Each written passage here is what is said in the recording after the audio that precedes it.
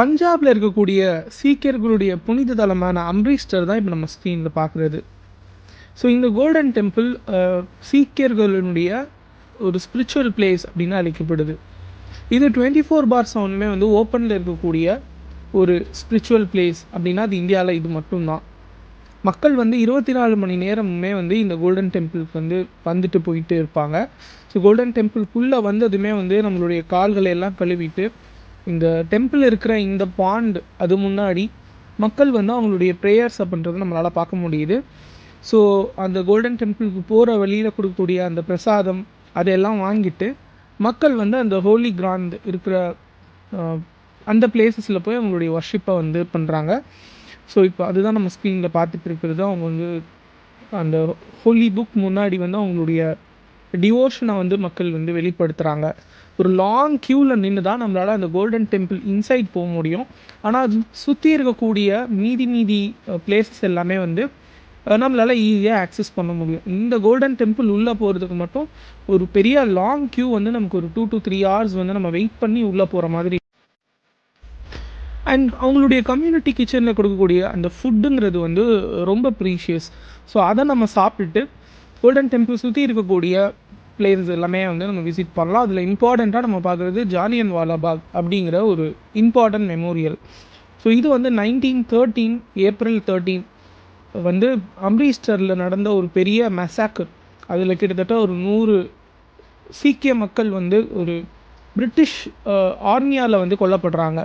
So அந்த கொல்லப்பட்ட அந்த பிளேசஸ் கிட்டத்தட்ட 23 தோட்டாக்கள் வந்து துளைத்த அந்த மதிலை வந்து இப்போ நம்ம ஸ்க்ரீனில் பார்க்குறோம். இது மாதிரி 2 மதில்கள் இருக்குது. ஸோ 2 மதில்கள் மூலமாக வந்து அங்கே இருந்த ஒரு ஹண்ட்ரட்ஸ் ஆஃப் பீப்புளை வந்து பிரிட்டிஷ் ஆர்மி ஆஃபீஸர் ஜெனரல் டயருங்கிறவர் வந்து அட்டாக் பண்ணி அதில் வந்து உயிரிழந்த மக்களுடைய மெமோரியல் தான் அந்த ஜாலியன் வாலாபாகில் இருக்குது. நம்ம இப்போ பார்க்குறது வந்து அந்த ஜாலியன் வாலாபாக் மெமோரியல். ஸோ நம்ம அந்த ஜாலியன் வாலாபாக் மெமோரியலை பார்த்துட்டு நம்ம வெளியில் வந்தோம் அப்படின்னா நம்ம அந்த அம்ரிஸ்டருடைய அந்த ஸ்ட்ரீட்டை வந்து நம்ம வந்து எக்ஸ்ப்ளோர் பண்ணலாம். ஸோ இதெல்லாம் முடிச்சுட்டு நம்ம வந்து ஈவினிங் டைமில் வந்து நம்ம வாகா பார்டர்லாம் போயிட்டு அகைன் நம்ம கோல்டன் டெம்பிள் வந்தோம் அப்படின்னா வர வழியில் இருக்கக்கூடியதான் கல்சா காலேஜ். இது வந்து சீக்கிய மன்னர் வந்து மகாராஜா ரஞ்சித் சிங் அவருடைய பேலஸை வந்து எஜுகேஷன் பர்பஸ்க்காக மக்களுக்கு கொடுத்தது தான் இந்த கல்சா காலேஜ் அப்படின்னு சொல்லக்கூடிய ஒரு எஜுகேஷ்னல் இன்ஸ்டிடியூஷன்.